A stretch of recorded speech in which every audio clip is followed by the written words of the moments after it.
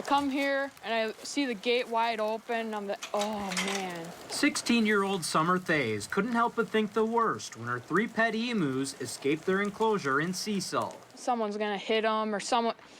If I don't get them in by hunting week, someone's gonna mistake them for a deer. I look behind me. There's a high fence deer farm behind me, and I looked over there and I saw something walking with 2 legs. I'm like, what in the world is that? When Appleton native Asher Torbeck got a better look, he knew exactly what that 2-legged creature was, walking on his family's land that he's hunted on for 2 decades. It was kind of bizarre.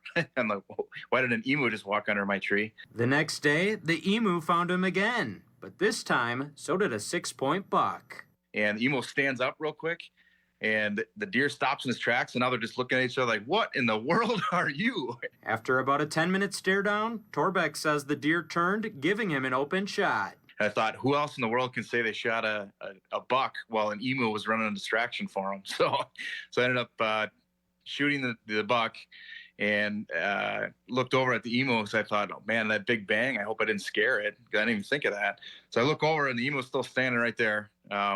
Okay. Torbeck doesn't even have a picture with the deer he shot. He says it's one of the smallest that he's harvested, and he didn't even think about it because he was so caught up with the emu. His story with the bird doesn't end with the successful hunt. He caught up with her again the following day.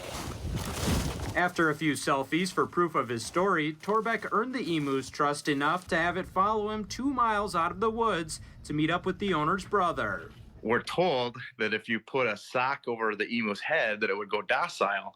So we're like, okay, I'll give it a shot. After a couple tries, Torbeck was able to get the sock in place. I let go, and her head's waving all over the place.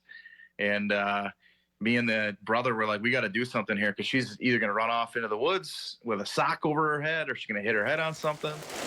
The pair was able to pick her up and safely get her transported back to Thays, reuniting Limu the emu with the separately captured Tweety Bird and Peep Peep.